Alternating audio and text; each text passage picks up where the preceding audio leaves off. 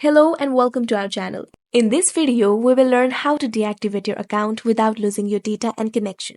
Make sure you're logged into the account that you want to deactivate. Click on the menu bar in the top right corner. Tap on Settings and Privacy. Select Settings. Click on Personal Details. Tap on Personal Details. Select Account Ownership and Control.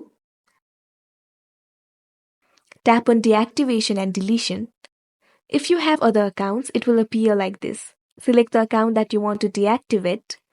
You will see two options. If you want to permanently delete your account, click on Account Deletion. For deactivating, click on Account Deactivation. Enter your password. Now you will see this kind of list of reasons for which you're deactivating your account. Select the reason that's appropriate for you. Click on Continue. Now select the time to reactivate your account. If you're not sure, select the last option. If you want to continue using your Messenger, click on Continue using Messenger.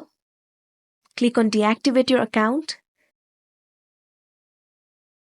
Your account is successfully deactivated.